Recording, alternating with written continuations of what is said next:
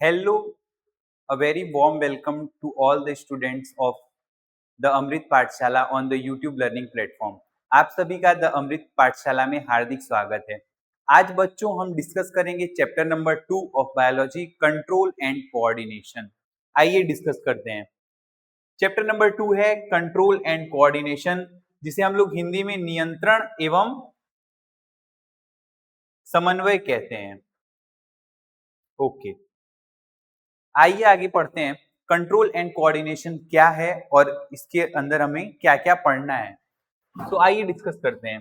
Control and coordination is the process by which different organs of our body work together and response to changes in the environment. यानी control and coordination ऐसी process है जो कि हमारा body एक साथ नियंत्रण करता है। किसे नियंत्रण करता है?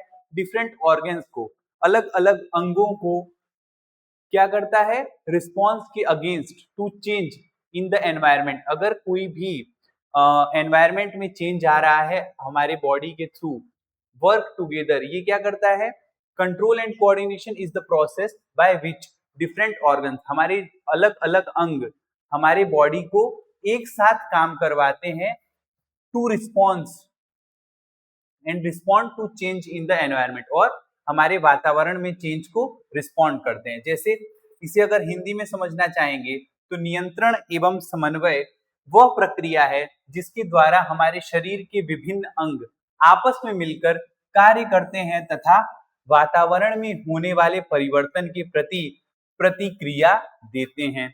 इसके एग्जाम्पल्स क्या क्या हो जाएंगे बच्चों? We withdraw our hand when we touch a hot object. अगर हमने अचानक किसी गर्म चीज को छुआ तो हम अचानक से अपना हाथ रिफ्लेक्स आर्क के थ्रू ले लेते हैं। यही एक एग्जाम्पल है कंट्रोल एंड कोऑर्डिनेशन का। खैर, ये जो रिस्पॉन्स है ये हमारा ब्रेन कंट्रोल नहीं करता है। रिफ्लेक्स आर्क को हमारा कौन कंट्रोल करता है? रिफ्लेक्स आर्क को हमारी स्पाइनल कॉर्ड कंट्रोल करती है। नेक्स्ट एग्जाम्पल है we see an object and move our hand towards it. और हम कोई चीज को देखते हैं, अगर मुझे ये पेन पकड़नी है तो मैं इसकी तरफ अपना हाथ, इसकी ओर हम अपना हाथ अग्रसर करके इस पेन को पकड़ूंगा। यही एग्जाम्पल है plants bends towards the light. यानी प्लांट्स जो हैं वो किसके तरफ अट्रैक्ट होते हैं? लाइट की तरफ अट्रैक्ट होते हैं। नेक्स्ट है नर्वस सिस्टम, तंत्रिका, तंत्र। नर्वस सिस्टम में हमें क्या क्या देखना है? नर्वस सिस्टम में हमें देखना है nervous system controls and coordinates various activity of our body. यानी नर्वस सिस्टम क्या करता है? हमारी बॉडी के वेरियस एक्टिविटीज को कंट्रोल करता है। मेन पार्ट्स इसके क्या क्या है? मेन पार्ट्स हैं इसके मस्तिष्क, ब्रेन, स्पाइनल कॉर्ड, नर्व्स। अगर हिंदी में इसे पढ़ें तो मस्तिष्क, मेरुरज्ज और तंत्रिकाएं। अगर इसकी फंक्शंस की बात की जाए, मेन फंक्शंस, तो क्या है? Receives information from our surrounding. यानी हमारे वातावरण से, हमारे सराउंडिंग से ये क्या करता है? इंफॉर्मेशन को कलेक्ट करता है। कौन कौन कलेक्ट करता है? नर्वस सिस्टम कलेक्ट करता है। और ये सारे उसके मेन पार्ट एक साथ वर्क करते हैं to perform various activities and to perform the best function of our nervous system. अब क्या है? Processes the information.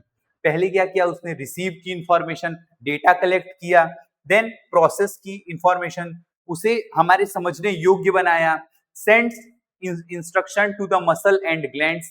और क्या किया? क्या मैसेज सेंड किया? इंस्ट्रक्शन सेंड किया। इंस्ट्रक्शन मतलब मापदंड की to muscle and glands. Muscle और ग्लैंड्स को क्या बताया इसने कि हमें क्या क्या एक्टिविटी परफॉर्म करनी है। अब जैसे अगर यहाँ ये स्टाइलस चिपका हुआ है, अगर कहीं पे ये पेंसिल चिपक जाती है और मुझे ये पेन चाहिए, तो मेरे हाथ को रिस्पॉन्स करना पड़ेगा उसे पकड़ने के लिए।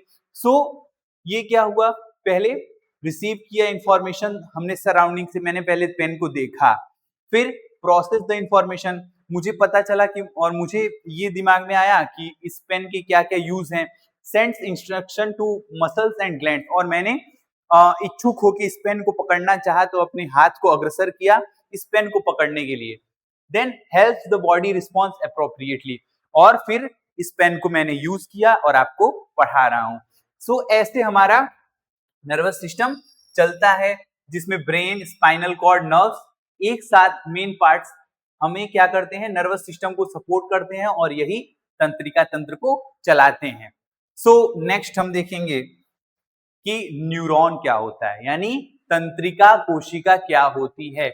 Neuron is the structural and functional unit of nervous system. अच्छा, आप लोग अभी तक जानते होंगे कि structural and functional unit of living things क्या होगा।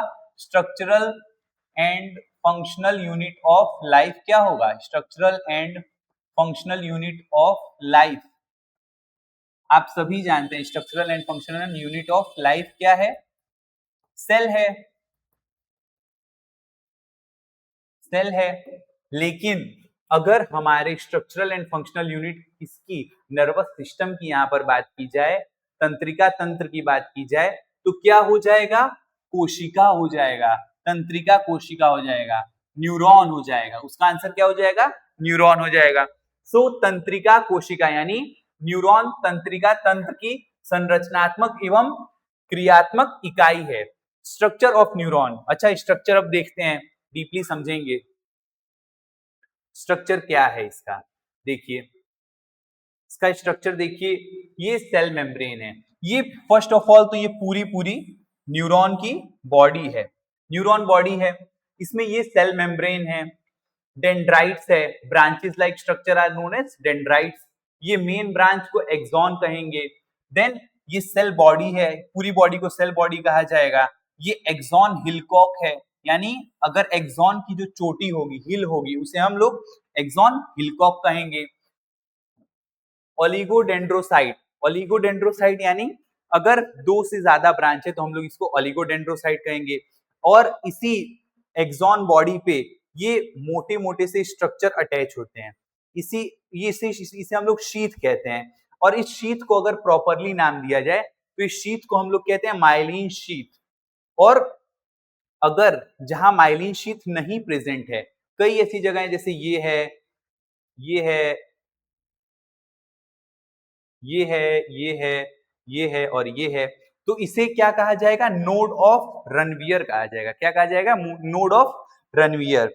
एंड जहां पे इसकी एंडिंग होगी, इस एक्सॉन की जहां एंडिंग होगी, इस एंडिंग को हम लोग क्या कहेंगे, साइनेप्टिक एंड बल्ब्स। यहीं पे रिसेप्टिकल्स होते हैं और यहीं पे मैसेज का एक्सचेंज होता है। अगर मैं आपको ये लेक्चर पढ़ा रहा हूं, आप लोग पढ़ रहे हैं, आप लोग अपने कान से सुन रहे हैं, दिमाग में प्रोसेस हो रहा है, तो यही ये साइनेप्टिक एंड और बल्ब्स, एक्सॉन टर्मिनल्स के कारण आप ये सब पॉसिबल हो पा रहा है आपकी बॉडी में। देन हमें क्या पढ़ना है, देन हमें पढ़ना है डेंड्राइट्स हमने पढ़ा, देखा, सेल बॉडी देखा, एक्सॉन देखा, नर्व एंडिंग देखा, तंत्रिका तंत्र देखा।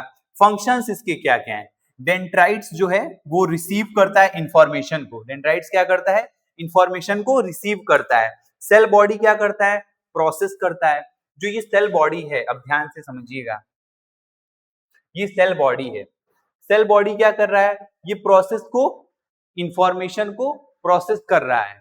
जबकि डेंड्राइट्स क्या कर रहा है, रिसीव्स इंफॉर्मेशन। ये जो डेंड्राइट्स है कुछ ऐसा सा स्ट्रक्चर है, ये ऐसा ऐसा सा कुछ स्ट्रक्चर है,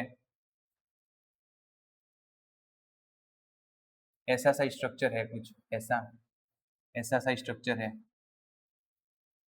सो ये डेंड्राइट्स हैं अगर, तो ये क्या कर रहे हैं, ये रिसीव कर रहे हैं, किसे रिसीव कर रहे हैं, ये इंफॉर्मेशन को रिसीव कर रहे हैं। जबकि जो सेल बॉडी है, ये पूरी पूरी सेल बॉडी है, ये क्या कर रही है, ये कर रही है, प्रोसेस कर रही है किसको, इंफॉर्मेशन को।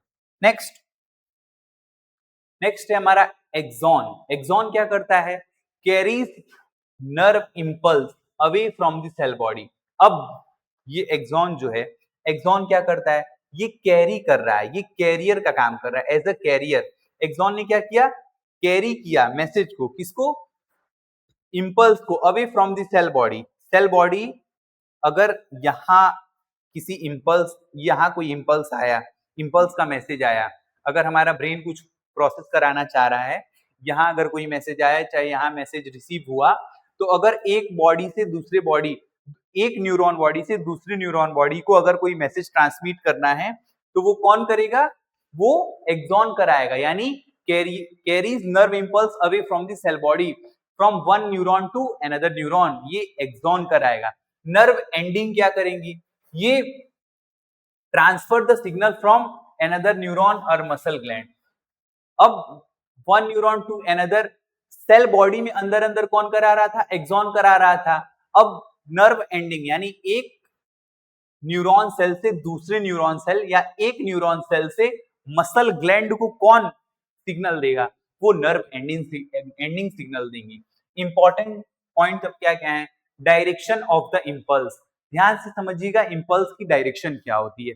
यानी अगर हमें कोई कार्य कराना है अपने मस्तिष्क से, हमारे हाथों से कराना है, तो उसकी डायरेक्शन क्या होगी, पहले डेंड्राइट्स में मैसेज जाएगा, देन डेंड्राइट्स से सेल बॉडी में जाएगा, सेल बॉडी से एक्सॉन में जाएगा, एक्सॉन से नर्व एंडिंग में जाएगा, और नर्व एंडिंग से कहां जाएगा, मसल ग्लैंड में जाएगा, मसल ग्लैंड में जाएगा। इसे याद रखिएगा आप लोग, मसल या ग्लैंड में जाएगा। Then what is a reflex action, यानी प्रतिवर्ती क्रिया क्या होती है। जैसा कि मैंने आप सभी को कहा कि अगर कोई गर्म बर्तन को आपने छू दिया तो आपका हाथ अचानक से वापिस आ जाएगा। वापिस आने के पीछे क्या रीजन है, यही है रिफ्लेक्स एक्शन। रिफ्लेक्स एक्शन क्या है, अ reflex action is a quick यानी तुरंत होने वाली मूवमेंट, ऑटोमेटिक, कि कोई आपको बताएगा नहीं कि आपको अपना हाथ पीछे लेना है या उसे और देर तक छुए रखना है, पकड़े रखना है। एंड इनवॉलेंटरी यानी इसमें आपका दिमाग इन्वॉल्व नहीं है, ये आप सोचे बिना आपकी एक्शन हो रही है। रिस्पॉन्स टू अ स्टिमुलस यानी प्रतिवर्ती क्रिया किसी उद्दीपन के प्रति शरीर की तीव्र स्वतः एवं अनैच्छिक प्रतिक्रिया है, यानी इनवॉलेंटरी है, डायरेक्ट रिस्पॉन्स है स्टिमुलस का, ऑटोमेटिक है, क्विक है। अब इसके एग्जांपल्स क्या क्या होंगे, pulling hand away from a hot object, किसी गर्म चीज को छूने के बाद अपना हाथ हटाना। ब्लिंकिंग ऑफ द आईज, अगर आप बाइक चला रहे हैं, अगर आप अगर पढ़ रहे हैं, आपके आंखों के सामने अगर कोई अचानक कोई चीज आ जाती है तो आपकी आंख ब्लिंक कर जाती है, तो ये रिफ्लेक्स आर्क है। देन स्नीजिंग, अगर आप किसी चीज के प्रति एलर्जाइज्ड हैं, एलर्जिक हैं, तो आप स्नीज करेंगे, छींकेंगे, ये भी एक रिफ्लेक्स आर्क है। Withdrawal of a foot after stepping a sharp object, अगर आपके पैरों के नीचे कोई कंकड़ या शार्प ऑब्जेक्ट चुभ जा रहा है, आप अगर बिना स्लीपर्स के चल रहे हैं, विदाउट एनी फुटवेयर चल रहे हैं, तो आप अपना पैर उस शार्प ऑब्जेक्ट से हटा लेंगे, ये भी एक रिफ्लेक्स आर्क है। नेक्स्ट है रिफ्लेक्स आर्क, ये था रिफ्लेक्स एक्शन। रिफ्लेक्स आर्क क्या है, the pathway followed by the nerve impulse, यानी जो during a reflex action is known as reflex arc. अब देखिए ये सारी जो प्रोसेस हुई, ये प्रोसेस अगर हम इसे ध्यान से समझें, ये प्रोसेस है ऑटोमेटिक रिस्पॉन्स वाली, यानी रिफ्लेक्स एक्शन जो हो रहा है उसकी प्रोसेस, उसके होने की प्रोसेस, उसके होने की पाथवे, उसे होने की पाथवे यानी प्रतिवर्ती क्रिया के दौरान तंत्रिका आवेग जिस मार्ग से होकर गुजरता है, यानी जो पाथवे वो फॉलो करता है, जिस मार्ग से वो गुजरता है, उसे प्रतिवर्ती छाप या रिफ्लेक्स आर्क कहते हैं। पाथवे का पाथ क्या रहेगा, स्टिमुलस होगा, रिसेप्टर होगा, सेंसरी न्यूरॉन होगा, स्पाइनल कॉर्ड होगी, मोटर न्यूरॉन होगा, इफेक्टर होगा, और देन रिस्पॉन्स होगा। पहले स्टिमुलस, यानी स्टिमुलस मतलब अगर कोई स्टिमुलस है, यानी कोई प्रतिक्रिया हमें डेवलप करनी है, तो स्टिमुलस होगा। देन रिसेप्टर, स्टिमुलस हो गया, उसे रिसेप्ट किया हमारी बॉडी ने, रिसेप्ट किया, देन सेंसरी न्यूरॉन, उस न्यूरॉन ने उस चीज को सेंस किया और स्पाइनल कॉर्ड के पास मैसेज गया, स्पाइनल कॉर्ड के पास से मोटर न्यूरॉन के पास गया और मोटर न्यूरॉन के पास से इफेक्टर को इफेक्ट किया और रिस्पॉन्स के तौर पे हमारा हाथ उस चीज को छू के वापिस आ गया, या हमारी आंख ब्लिंक कर गई, या अगर हम किसी चीज के प्रति एलर्जाइज्ड हैं तो हमें छींक आ गई, या हमने हमारा पैर किस चीज से हटा लिया? अगर कोई कंकड़ है, कोई पत्थर है, तो उस चीज से हमने हमारा पैर हटा लिया।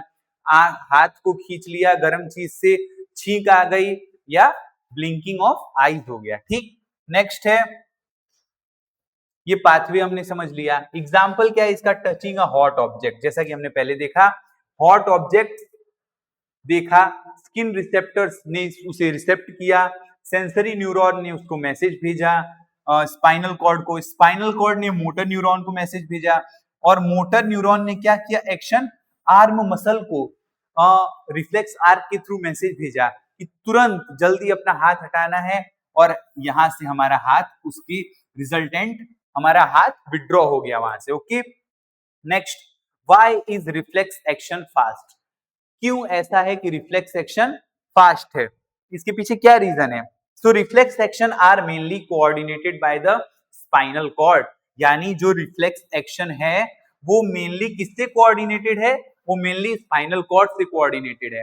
वो मेनली स्पाइनल कॉर्ड से कोऑर्डिनेटेड है। क्या अलाउ कर रहा है? Allowing the body to response quickly, यानी वो बॉडी को अलाउ कर रहा है किस लिए? To response quickly. क्यों response quickly? Without waiting for the conscious process by the brain. क्यों ऐसा? Why reflex arc is fast? आप लोग अगर थोड़ा सोचेंगे तो रिफ्लेक्स आर्क के फास्ट होने से किसे फायदा है? ह्यूमन बॉडी को फायदा है। और अगर ये फास्ट न हो और हमारा ब्रेन रिस्पॉन्स करे, तो हमारा क्या पता, जब तक हमारा ब्रेन रिस्पॉन्स करे, अगर हमने किसी ऑब्जेक्ट पे पैर रख दिया है, हमारा पैर फट सकता है। अगर हमने किसी हॉट ऑब्जेक्ट को छुआ, हमारा हाथ ज्यादा जल सकता था। तो अगर उस पर स्पाइनल कॉर्ड या रिफ्लेक्स आर्क या रिफ्लेक्स एक्शन ने वर्क नहीं किया होता, तो हमारा हाथ ज्यादा जल सकता था। किसी एलर्जी के प्रति हमने छींक दिया, वो चीज एंटीजन जो थी वो बाहर निकल गई।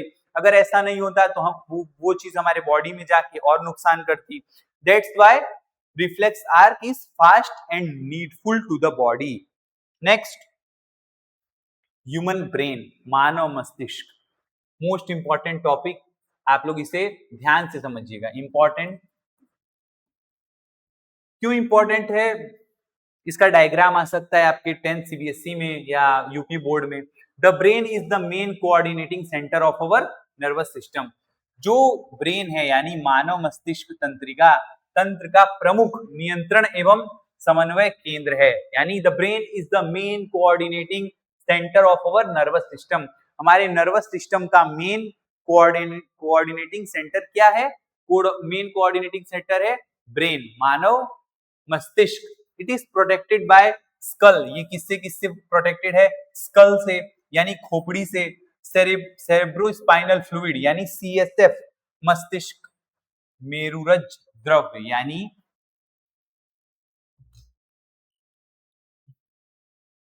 अगर इसे आप लोग ध्यान से समझेंगे और इसे अगर बड़ा कर दें, सो ये स्कल है, ये ह्यूमन स्कल है।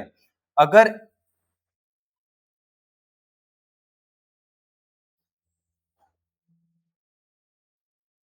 ये यहां तक, इसके अंदर आपका ब्रेन है, इस स्कल के अंदर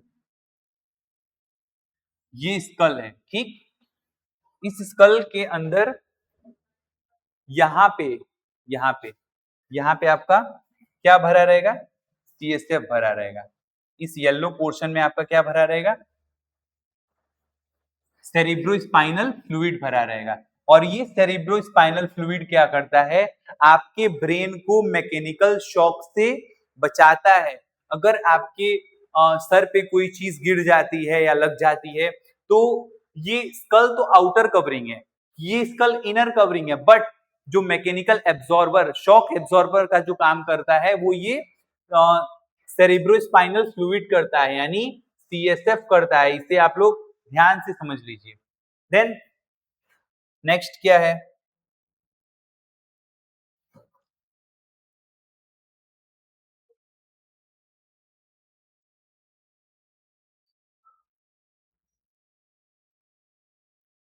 नेक्स्ट है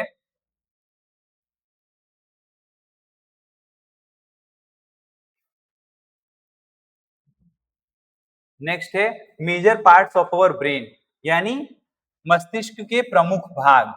क्या क्या है मस्तिष्क के प्रमुख भाग? मस्तिष्क के प्रमुख भाग हैं फोर ब्रेन, यानी अग्र मस्तिष्क यानी मेनली द रिस्पॉन्सिबल फॉर, किसके लिए रिस्पॉन्सिबल है ये मेनली रिस्पॉन्सिबल है थिंकिंग के लिए, रीजनिंग के लिए, मेमोरी के लिए, इंटेलिजेंस के लिए, वॉलंटरी एक्शन के लिए, इंटरप्रिटेटिंग सेंसरी इंफॉर्मेशन के लिए। जैसे अगर कोई कार्य क्षमता हमें बढ़ानी है, अगर हमें थिंक करना है, किसी चीज पे हमें सोचना है, तो इसके लिए कौन सा भाग ब्रेन का इंपॉर्टेंट है? फोर ब्रेन इंपॉर्टेंट है।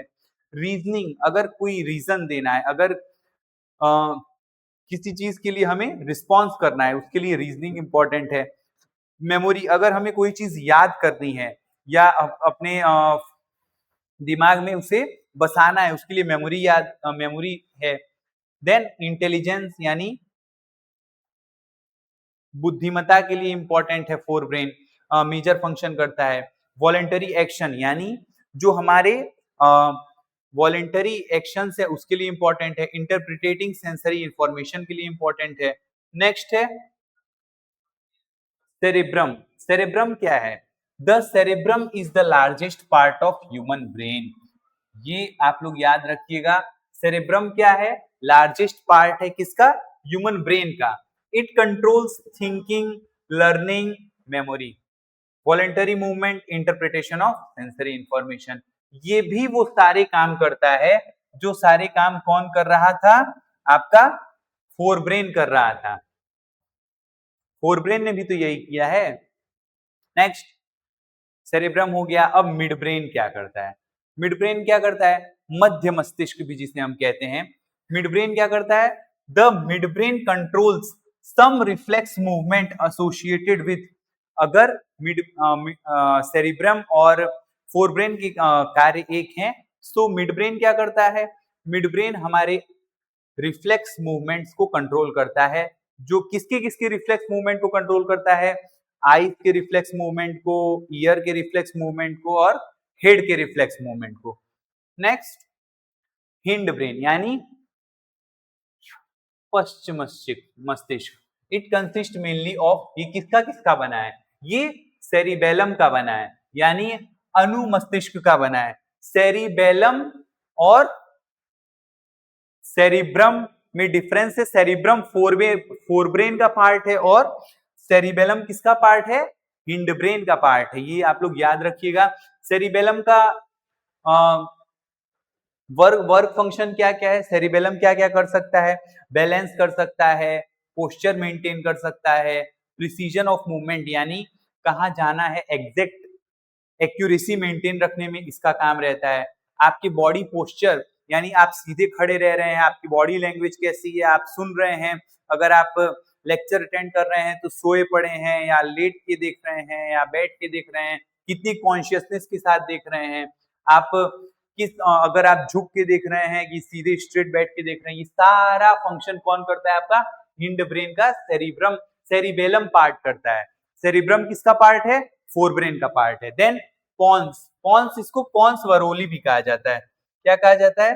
पॉन्स वरोली भी कहा जाता है। Helps in communication between different parts of brain and has role associated with breathing, यानी ये क्या करता है? डिफरेंट पार्ट्स ऑफ ब्रेन के साथ इसका रोल एसोसिएटेड है, यानी इसका रोल जो है वो मस्तिष्क के अलग अलग भागों के साथ एसोसिएटेड है और ये मेनली क्या? ब्रीदिंग में हेल्प करता है, यानी श्वसन की प्रक्रिया में हेल्प करता है। नेक्स्ट, मेड्यूला, इसे हम लोग मेड्यूला ऑब्लंगेटा भी कहते हैं। क्या कहते हैं? मेड्यूला ऑब्लंगेटा, ऑब्लंगेटा, इसका पूरा नाम मेड्यूला ऑब्लंगेटा है। पॉन्स का पूरा नाम पॉन्स वरोली है।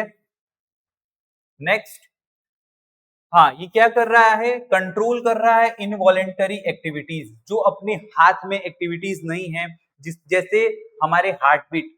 अगर हम अपने बॉडी को कहें कि हार्ट हो गया, आप 10 मिनट आराम कर लीजिए, हम सो लेते हैं, तब हमारा तो राम नाम सत्य हो जाएगा। ब्रीदिंग को अगर हम कंट्रोल करें तो वो एक पार्ट ऑफ मेडिटेशन है, बट हार्ट बीट है, ब्लड प्रेशर है, खाने का अंदर जाना, स्वेलविंग है, तो ये सारी पार्ट ही क्या है? ये सारी प्रोसेसेस इनवॉलेंटरी है, यानी हमारे हाथ के बाहर की चीजें जो आ, हमारे कंट्रोल के बाहर की चीजें जिसे हम लोग कंट्रोल नहीं कर सकते हैं। नेक्स्ट है प्रोटेक्शन ऑफ ब्रेन, मस्तिष्क की सुरक्षा कौन करता है?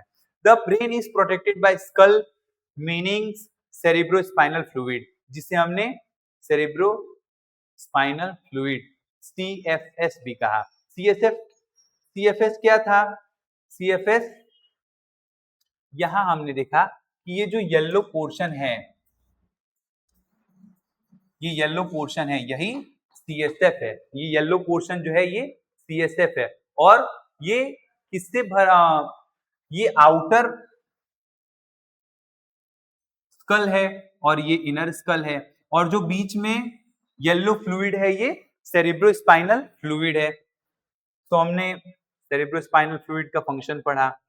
नेक्स्ट, हाँ, skull meaning and cerebrospinal fluid.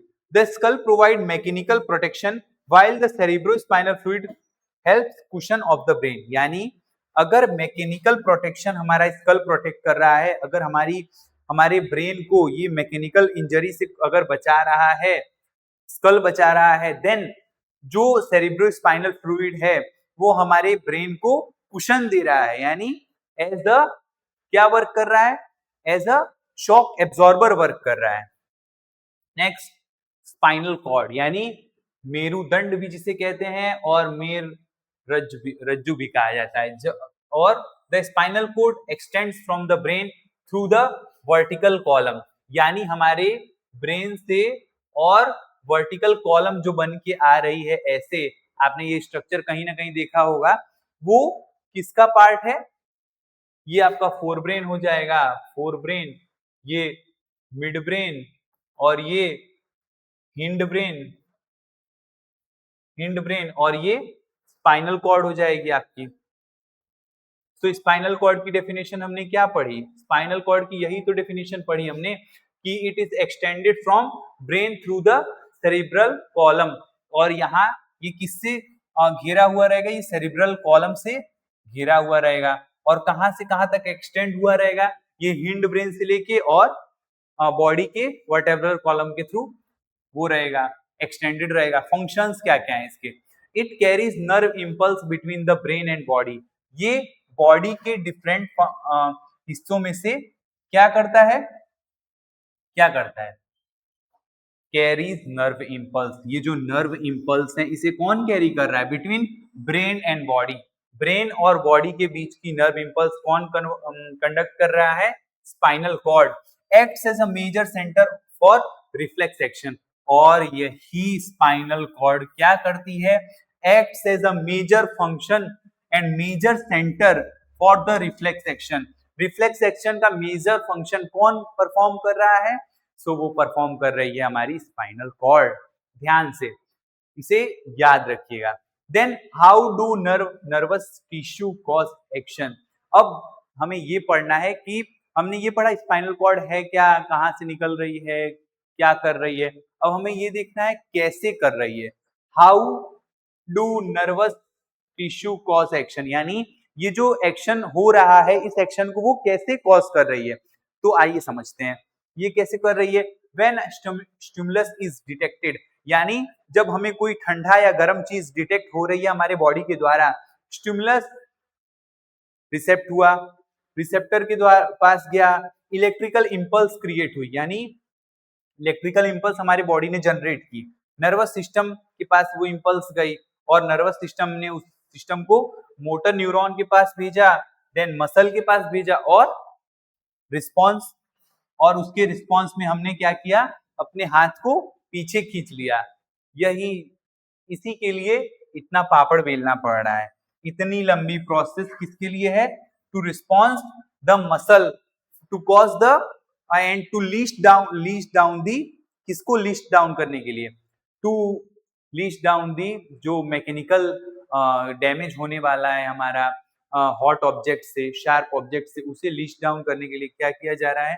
इतना पापड़ बेला जा रहा है। पापड़ बेला जा रहा है मतलब स्टिमुलस के पास से रिसेप्टर के पास, रिसेप्टर के पास से इलेक्ट्रिकल इंपल्स जनरेट हुई, नर्वस सिस्टम के पास गई, नर्वस सिस्टम के पास से मोटर न्यूरॉन के पास गई, मोटर न्यूरॉन के पास से मसल के पास गई और मसल के पास से फिर रिस्पॉन्स जनरेट हुआ।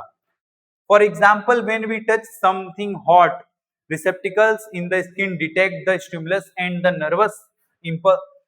nerve impulse are transmitted to the spinal cord which coordinate a rapid response, जो कि हमारा रैपिड रिस्पॉन्स कॉज करती है। Next, coordination in plants. अब तक हमने समझा कि हमारा ह्यूमन बॉडी कैसे रिस्पॉन्ड कर रहा है इस सब चीजों में। अब हम ये देखेंगे कि आखिर प्लांट्स के पास भी तो कुछ ऐसा मैकेनिज्म होगा जो कि वो सनलाइट की तरफ अट्रैक्ट हो रहे हैं, जो वो अट्रैक्ट हो रहे हैं किसके प्रति अट्रैक्ट हो रहे हैं, पानी की तरफ अट्रैक्ट हो रहे हैं, अपने रूट्स को अट्रैक्ट कर रहे हैं, सनलाइट की तरफ अपनी टिप को बढ़ा ले रहे हैं। तो आइए देखते हैं कोऑर्डिनेशन इन प्लांट्स, पौधों में समन्वय कैसे होता है, क्या होता है, कब होता है, क्यों होता है। Then plants do not have a nervous system like animals. तो फर्स्ट मोस्ट इंपॉर्टेंट टॉपिक क्या है, पॉइंट क्या है, सॉरी, कि प्लांट्स के पास कोई भी ऐसा नर्वस सिस्टम नहीं है जो कि एनिमल्स में है। आप लोगों ने सुना होगा कि बहुत लोग नॉनवेज खाते हैं, बहुत लोग वेजिटेरियन होते हैं, बहुत लोग नॉन वेजिटेरियन होते हैं।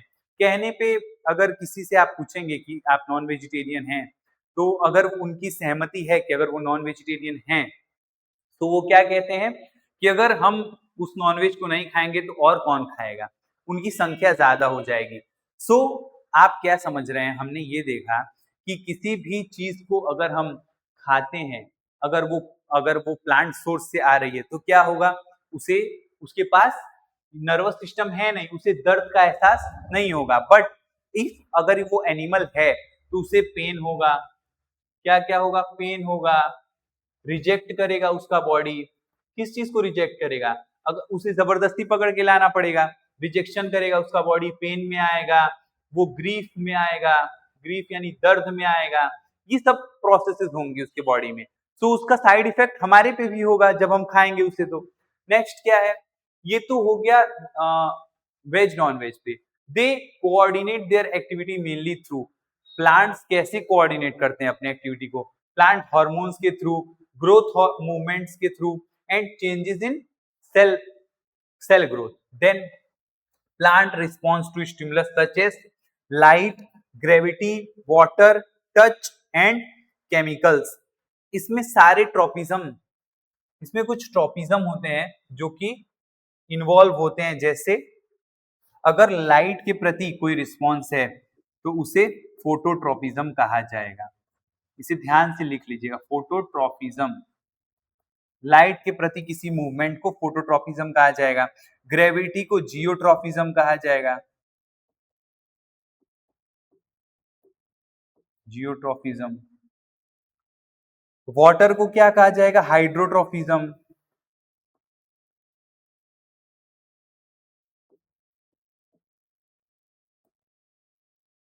टच को क्या कहा जाएगा, थिग्मोट्रॉपिज्म।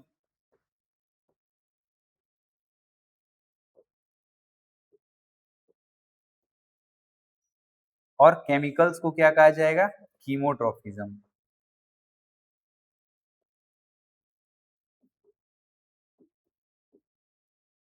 ऐसी मूवमेंट जिसमें अगर प्लांट्स रिस्पॉन्स करते हैं टू स्टिमुलाई सच एज, अगर लाइट के प्रति प्लांट का रिस्पॉन्स है तो उसे हम फोटोट्रॉपिज्म के नाम से जानेंगे। अगर ग्रेविटी के प्रति है तो उसे जियोट्रॉपिज्म के नाम से जानेंगे।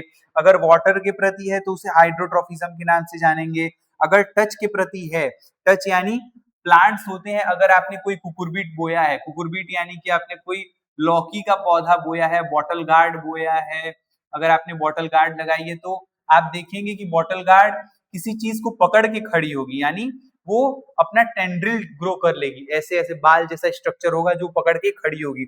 उस टच को हम लोग कहेंगे थिग्मोट्रॉपिक मूवमेंट। केमिकल अगर है तो कीमोट्रॉपिक मूवमेंट, कीमोट्रॉपिज्म होगा वो।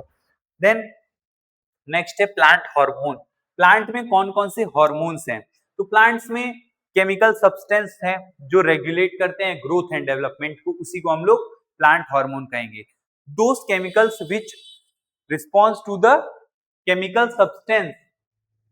substance that regulate growth and development are known as plant hormone.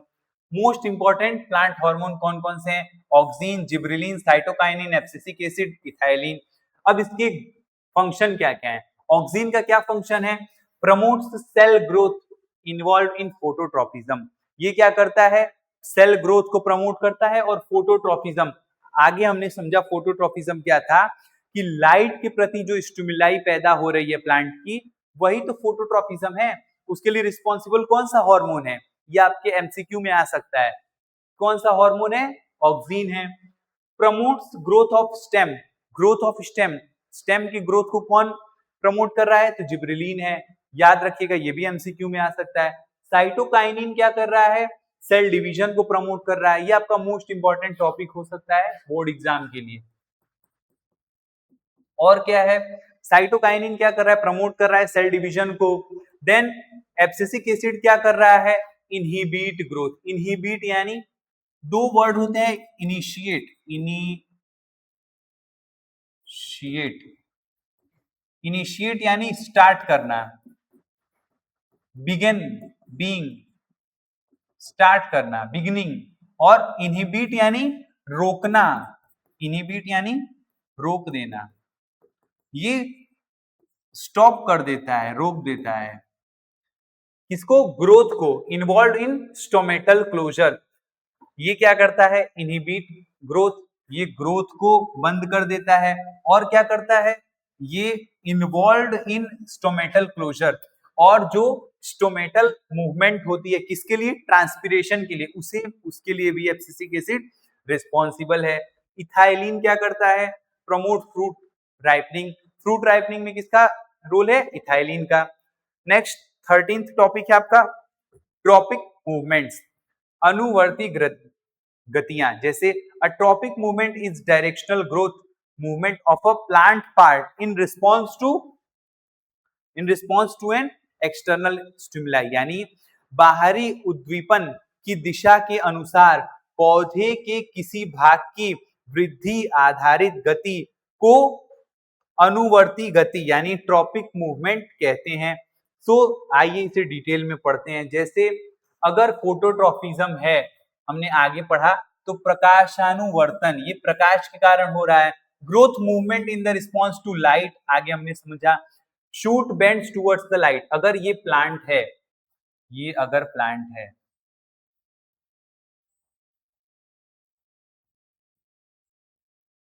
अगर ये प्लांट है, इसकी अगर मान लीजिए यहां सनलाइट, ये सन है, ये सन है, अगर यहां सन है और इसकी शूट इधर बेंड कर रही है, इसकी शूट इस साइड बेंड कर रही है, तो इसे हम लोग फोटोट्रॉपिज्म कहेंगे। और positive phototropism growth towards the light, अगर ये बेंडिंग मूवमेंट हमें सन के डायरेक्शन में देखने को मिलती है, तो इसे हम पॉजिटिव फोटोट्रॉपिज्म कहेंगे, फोटोट्रॉपिज्म कहेंगे।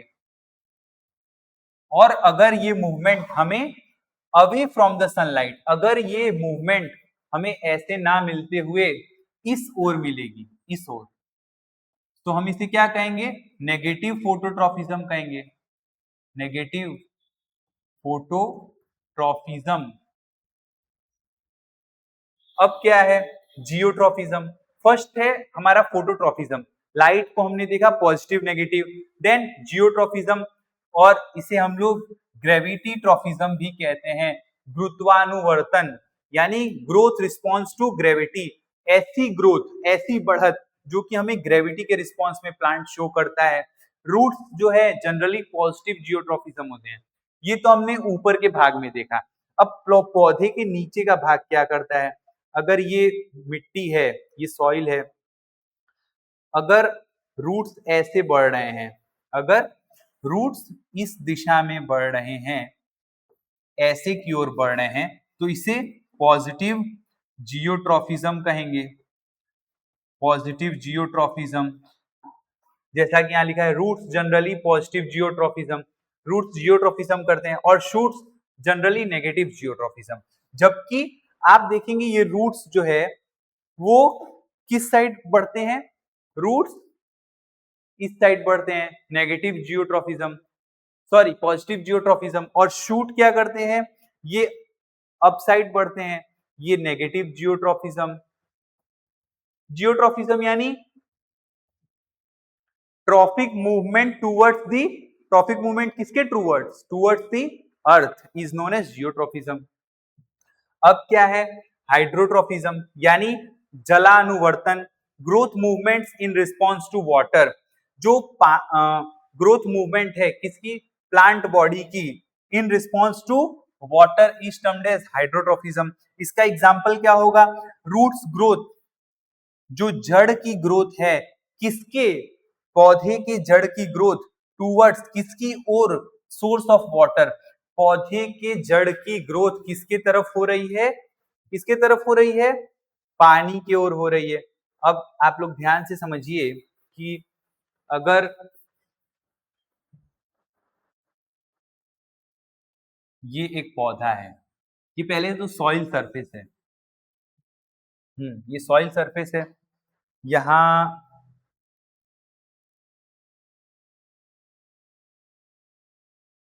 यहां अगर पानी है, यहां अगर पानी है, ये पानी है, ये वाटर बॉडी है, इसीलिए इसको हमने नीले कलर से दर्शाया है, इसे ये पानी है। और ये पानी जब है और यहाँ अगर प्लांट है, यहाँ प्लांट बॉडी है,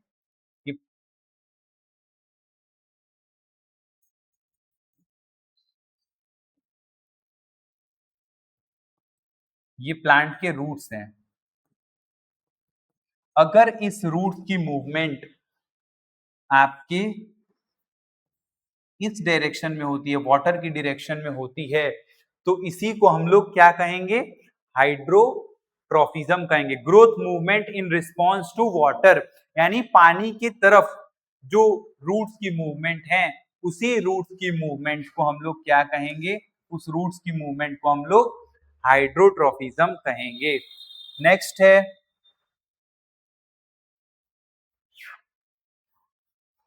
हम लोगों का कीमोट्रॉपिज्म, यानी रसायनुवर्तन, जो केमिकल के प्रति रिस्पॉन्स था हमारा, वो कीमोट्रॉपिज्म है। Growth movement in response to chemicals, chemical के प्रति हमारी ग्रोथ मूवमेंट कैसी है। सो एग्जांपल इसका क्या होगा, pollen tube, pollen tube growth towards the ovule due to the chemical signal. अच्छा, अब इसे अगर आप ध्यान से समझेंगे तो कीमोट्रॉपिज्म के लिए आप ये समझिए,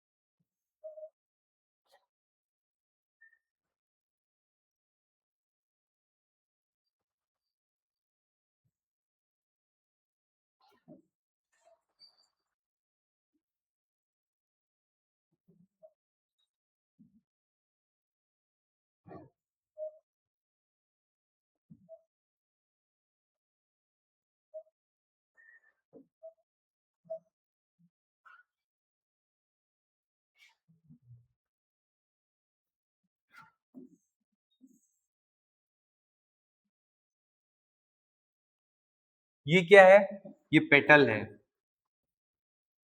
ये क्या है, सेपल है, ये प्लांट का इन्फ्लोरोसेंस है, फूल है, ये पुष्प है, और ये क्या है, ये फीमेल रिप्रोडक्टिव पार्ट है, इसे हम लोग कार्पेल कहते हैं, इसे हम लोग एंड्रोशियम कह देंगे, एंड्रोशियम, और इसे गाइनोशियम कह देंगे, गाइनोशियम कह देंगे। ये क्या है, अब ये पॉलन है, ये इसके अंदर पॉलन ग्रेन्स होंगे, पॉलन ग्रेन्स, ये एंथर है, इसके अंदर पॉलन ग्रेन्स होंगे, एंथर के अंदर ये स्टेमेन है, इसके अंदर क्या होंगे, इस स्टेमेन के अंदर ये मेल रिप्रोडक्टिव पार्ट है जिसे हमने एंड्रोशियम कहा, इसके अंदर एंथर होगा, प्रेजेंट होगा, और इस एंथर के अंदर पॉलन ग्रेन्स होंगे, और ये पॉलन ग्रेन्स जब जाएंगे आपकी स्टिग्मा पे, तो ये क्या कॉज करेंगे, केमिकल मूवमेंट, और ये ग्रोथ मूवमेंट होगी किसके रिस्पॉन्स में, केमिकल के रिस्पॉन्स में ये ग्रोथ मूवमेंट होगी। इसी ग्रोथ मूवमेंट को हम लोग, ये जब पॉलन यहाँ पे गिरेगा, पिस्टल कार्पेल इंटरेक्शन होगा तो ये पॉलन ट्यूब बनाएगा। अगर इसे और डीपली समझेंगे तो यहाँ एक पॉलन ट्यूब बनेगी और इसके अंदर आएगी, इसी को अगर ये अंदर जा रही है तो इसी इंटरेक्शन को हम लोग क्या कहेंगे, पिस्टल कार्पेल इंटरेक्शन। और ये क्या कॉज करेगा, ये कीमोट्रोपिज्म कॉज करेगा। अगर जब पॉलन ग्रेन यहाँ पड़ेंगे किस पे, पिस्टल कार्पेल इंटरेक्शन करेंगे और तब मूवमेंट अगर कोई पैदा होती है तो उस मूवमेंट को हम लोग कीमोट्रोपिज्म या कीमोट्रोपिक मूवमेंट कहते हैं। अब थिग्मोट्रोपिक मूवमेंट क्या होता है, स्पर्शानुवर्तन यानी growth movement in response to touch, यानी टच के रिस्पॉन्स में। अब tendrils of climbers growing around the support, जैसा कि हमने आपको पहले बताया प्रीवियस स्लाइड्स में कि अगर आपने बॉटल गार्ड बोई है यानी लौकी बोई है और लौकी का पौधा एक सपोर्ट चाहता है किसके अगेंस्ट में, किसी लताएं बनाने के लिए। अगर कोई क्लाइंबर है वो अपने टेंड्रिल्स को बढ़ाए रखने के लिए एक सपोर्ट चाहता है, तो उस सपोर्टिक मूवमेंट को क्या कहेंगे, थिग्मोट्रोपिज्म कहेंगे। Tendrils of climbers coil around the support. Next topic है how does a plant response to stimulus, यानी जो प्लांट्स हैं वो कैसे रिस्पॉन्स करते हैं स्टिमुलस के। तो plants use hormone to coordinate response, और प्लांट क्या यूज करते हैं, हार्मोन यूज करते हैं टू कोऑर्डिनेट द रिस्पॉन्सेज। और ये रिस्पॉन्स को कोऑर्डिनेट करने के लिए प्लांट क्या यूज करते हैं, हार्मोन का यूज करते हैं। वो हार्मोन कौन कौन से हैं, वो हार्मोन है for example when light falls, light गिर रही है, किसके ऊपर गिर रही है, falls on one side of the plant, अगर एक साइड गिर रही है तो लाइट गिरी, ऑक्सीजन डिस्ट्रीब्यूशन। ऑक्सीजन क्या है, फाइटो हार्मोन है, प्लांट हार्मोन है, जो कि किसे प्रमोट कर रहा था, फोटोट्रॉपिज्म में, जो हेल्प कर रहा था फोटोट्रॉपिज्म में। तो लाइट आई, ऑक्सीजन डिस्ट्रीब्यूशन चेंजेस, ऑक्सीजन का डिस्ट्रीब्यूशन चेंज हुआ, और क्या हुआ, ऑक्सीजन का डिस्ट्रीब्यूशन चेंज होने के साथ cells on shaded side elongate more, यानी जो सेल के साइड के जो शेडेड थे, जो शेडेड साइड के जो सेल्स थे वो बेंड होंगे, shoot bends towards the light, और जो शूट है वो क्या होगी, बेंड होगी किस side, this is termed as phototropism. अगर फोटोट्रॉपिज्म को और ध्यान से हम समझें तो फोटोट्रॉपिज्म क्या है, ये रिस्पॉन्स क्या है, सॉरी, अच्छा ये प्लांट है हमारा, अगर इसी पे हम समझते हैं, ये प्लांट है,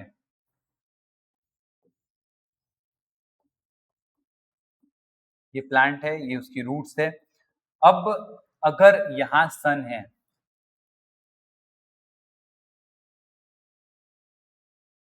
यहां हमारा सन है, यहां हमारा सन है, क्या है, यहां हमारा सन है, और ये मूवमेंट हमारी इसकी ओर हो रही है।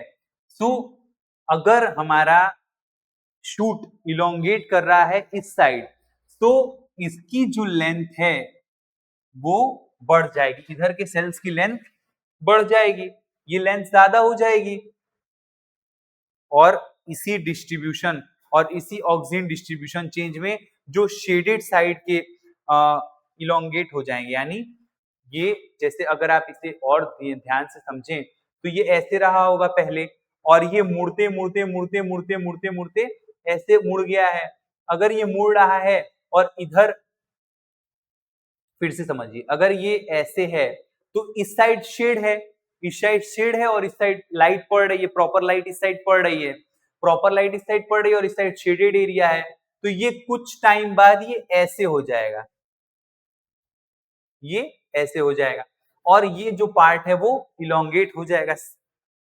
नेक्स्ट, प्लांट मूवमेंट्स, पौधों की गतियां, पौधों की कौन कौन सी गति हैं, plants movement can broadly be growth dependent movement, जो ग्रोथ पे डिपेंडेंट है, these occur due to difference in growth, जब ग्रोथ में डिफरेंस आएगा तब ये होगी, example bending of shoots towards the light, जैसा हमने देखा कि ऑक्सीजन आया एक साइड क्या हो जाएगा, जो शेडेड एरिया है उसकी लेंथ बढ़ जाएगी। ग्रोथ इंडिपेंडेंट मूवमेंट, जो ग्रोथ के इंडिपेंडेंट है। ग्रोथ डिपेंडेंट क्या है कि अगर सनलाइट आ रही है एक साइड तो ग्रोथ उस पर डिपेंडेंट है कि कितना बढ़ना है पौधे को और कितना नहीं बढ़ना है, जबकि ग्रोथ इंडिपेंडेंट यानी जो ग्रोथ पे डिपेंडेंट नहीं है वो कौन कौन सी मूवमेंट है, these occur due to the changes in water content और द सेल प्रेशर, यानी अगर पानी का प्रेशर बढ़ गया और पानी का प्रेशर कम हो गया तो ये ग्रोथ डिपेंडेंट मूवमेंट नहीं है। मिमोसा पुडिका इसका एग्जाम्पल है, जो कि जिसको हम हिंदी में छुई मुई कहते हैं। तो ये क्या होता है, ये एक ऐसा प्लांट है मिमोसा पुडिका का कि अगर उसकी पत्तियां ऐसे ऐसे ऐसे ऐसे ऐसे ऐसे होंगी, अगर आप इसे छू देंगे, अगर मैंने यहाँ पे इसको टच कर दिया, then this will become like this will become like this, ये पत्तियां आपस में ऐसे ऐसे चिपक जाएंगी। सो नेक्स्ट है, ये एग्जाम्पल हो गया ये इंडिपेंडेंट ग्रोथ का और ये डिपेंडेंट ग्रोथ का। इसमें ग्रोथ डिपेंडेंट है यानी इसमें ग्रोथ का इन्वॉल्वमेंट है और इसमें ग्रोथ का इन्वॉल्वमेंट नहीं है। नेक्स्ट है हॉर्मोन्स इन एनिमल्स, यानी जंतुओं में हार्मोन। जंतुओं में हार्मोन्स कौन कौन से होते हैं एनिमल्स में? Hormones are chemical messenger secreted by endocrine gland. Endocrine gland यानी जिसमें they are transported through the blood to the targeted organ, जिसमें एंडोक्राइन ग्लैंड का सिक्रीशन होता है। अब एंडोक्राइन ग्लैंड कौन कौन सी हैं? अब most important endocrine glands and hormones, first है पिट्यूटरी ग्लैंड। इसे पिट्यूटरी नहीं पढ़ेंगे, इसे पिट्यूटरी पढ़ेंगे। पिट्यूटरी ग्लैंड ग्रोथ हार्मोन, जिसे GHG यानी HGH भी कहा जाता है, यानी GH या तो ग्रोथ हार्मोन या तो HGH ह्यूमन ग्रोथ हार्मोन कहते हैं। HGH ह्यूमन ग्रोथ हार्मोन ये किसके लिए फंक्शन करता है? ग्रोथ के लिए। थायराइड थायरोक्सिन रिलीज करता है हार्मोन, ये किसके लिए रिस्पॉन्सिबल है? Main function metabolism. पेनक्रियाज यानी पेनक्रियाज यानी पेनक्रियाज ऑर्गन, इसका हिंदी नाम मुझे नहीं याद आ रहा है। इंसुलिन जो कि सिक्रीट करता है hormone. Controls blood glucose level, ये ब्लड ग्लूकोज लेवल को कंट्रोल करता है। एड्रेनलिन ये कहाँ प्रेजेंट होता है? एड्रेनलिन किडनी के ऊपर प्रेजेंट होता है, किडनी के ऊपर ऐसे ट्राइंगल शेप का रहता है, इसी को हम लोग एड्रेनलिन कहते हैं, इसी को हम लोग एड्रेनलिन कहते हैं। यहाँ पे प्रेजेंट होता है, यही एड्रेनलिन है, ये किडनी है। तो ये एड्रेनलिन हार्मोन को सिक्रीट करता है, जिसे इमरजेंसी हार्मोन या फ्लाइट एंड फाइट हार्मोन भी कहा जाता है, या फाइट एंड फ्लाइट यानी करो या मरो हार्मोन भी इसे कहते हैं। टेस्टीज यानी ये क्या सिक्रीट करता है हार्मोन? टेस्टोस्टेरोन। ये मेल सेकेंडरी सेक्सुअल कैरेक्टरिस्टिक्स को ग्रो करने में हेल्प करता है, जैसे बियर्ड्स है, मुस्टेक्स है, बॉडी हेयर है, ये सब कौन? मेल में सेकेंडरी कैरेक्टरिस्टिक किसके कारण डेवलप होते हैं? टेस्टिस के कारण। और ओवरीज इन फीमेल्स ये क्या करती हैं? ये एस्ट्रोजन हार्मोन को सिक्रेट करती हैं। हाँ, ओवरीज एस्ट्रोजन हार्मोन को सिक्रीट करेंगी। और फीमेल सेकेंडरी सेक्सुअल कैरेक्टर्स जैसे ग्रोथ ऑफ मेमोरी ग्लैंड, और क्या होगा? Growth of memory gland and growth of other human female body को सपोर्ट करेंगी। एड्रेनलिन अब क्या है? नेक्स्ट है 17th adrenaline. Adrenaline is secreted by adrenal gland. ये एड्रेनलिन किसके द्वारा सिक्रीट होता है? एड्रेनल ग्लैंड के द्वारा सिक्रीट होता है। It prepares the body for emergency situation. इसी को हम लोग फाइट एंड फ्लाइट रिस्पॉन्स भी अभी पढ़ा कि फाइट एंड फ्लाइट रिस्पॉन्स भी इसे कहा जाता है। नेक्स्ट है इफेक्ट क्या क्या इसके होते हैं एड्रेनलिन हार्मोन के? ये क्या इंक्रीज कर देता है? ये इंक्रीज कर देता है हार्ट बीट को इंक्रीज कर देता है। ये क्या इंक्रीज कर देगा? ब्रीथिंग रेट को इंक्रीज कर देगा। अगर आपकी हार्ट बीट बढ़ेगी तो आपका सांस लेने की क्षमता भी बढ़ेगी। हार्ट कंटिन्यू पंप करेगा तो ऑक्सीजनेटेड ब्लड उसे चाहिए होगा, तो हार्ट बीट बढ़ेगी, ब्रेथ रेट बढ़ेगा, blood supply to muscle increases. और जैसे जैसे जल्दी जल्दी हार्ट बीट बढ़ेगी तो हार्ट जितना जल्दी पंप करेगा आपके मसल्स को उतना तेज ब्लड मिलेगा, फ्रेश ब्लड मिलेगा। More glucose becomes available for energy. और जब हार्ट वापिस से, अगर हार्ट जब ज्यादा रेपिडली पंप करेगा, आपकी ब्रीथिंग इंक्रीज होगी, आपकी जब सांस इंक्रीज होगी, आपकी ब्रीथिंग यानी रेट ऑफ रेस्पिरेशन इंक्रीज होगा, तो ब्लड सप्लाई बढ़ेगी, और जब ब्लड सप्लाई बढ़ेगी तो ग्लूकोज लेवल और एनर्जी लेवल आपकी बॉडी में बढ़ेगा और ब्लड प्रेशर में इंक्रीज। और ये क्या करेगा, ब्लड प्रेशर यानी बीपी को बढ़ा देगा। इसी को हम लोग वासोप्रेसिन के नाम से भी जानते हैं। वासोप्रेसिन यानी, अगर वासो यानी नसों, वेनों को प्रेस करने वाला हार्मोन यानी दबाने वाला हार्मोन, इसी को हम लोग वासोप्रेसिन भी कहते हैं। थायरोक्सिन क्या है, थायरोक्सिन यानी वही thyroid hormone. Thyroxine is produced by the thyroid gland, जैसा कि हमने पहले पढ़ा। इसके फंक्शंस क्या क्या है, रेगुलेट्स मेटाबॉलिज्म, मेटाबॉलिज्म को रेगुलेट करेगा। Helps in growth and development, किसके हेल्प में, ग्रोथ एंड डेवलपमेंट में करेगा, तो थायराइड के। Next iodine. आयोडीन एक ऐसा एलिमेंट है जो कि थायराइड की ग्रोथ को मेंटेन करने में हेल्पफुल है। Iodine is required for production of thyroxine.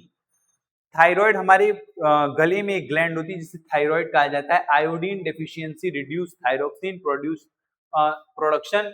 गोइट्रे में कॉज, जो किसी का गर्दन, आपने देखा होगा किसी बूढ़ी महिला को या बूढ़े व्यक्ति को या बूढ़े बुजुर्ग को, उनकी गर्दन ऐसे फूल जाती है, एकदम गर्दन फूल जाती है, और क्या होता है, उन्हें डॉक्टर आयोडीन खाने की सलाह देते हैं। क्यों खाने की सलाह देते हैं, क्योंकि उनमें आयोडीन का प्रोडक्शन कम हो जाता है, उसके कारण उन्हें गोइट्रे हो गया रहता है।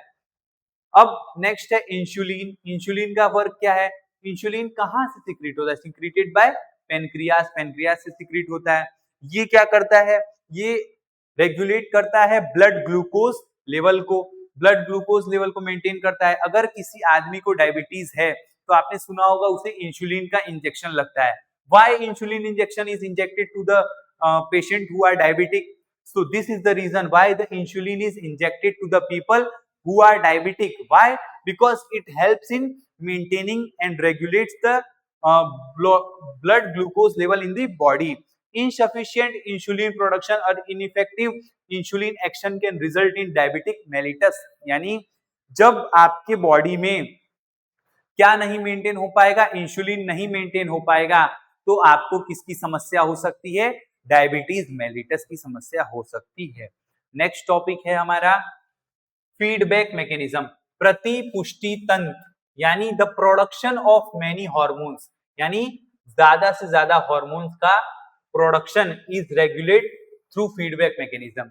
हमारे बॉडी में किस हार्मोन की कमी है, कौन सा हार्मोन हमारे बॉडी में अच्छे से वर्क कर रहा है, कौन सा हार्मोन है जो इरेगुलरली वर्क कर रहा है, किस हार्मोन को ज्यादा प्रोड्यूस करना है, कौन कम है तो उसे ज्यादा प्रोड्यूस करना है, कौन ज्यादा है तो उसे कम प्रोड्यूस करना है, किसका लेवल कितना मेंटेन करना है, या प्लांट्स में या एनिमल्स में या ह्यूमन बींग्स में।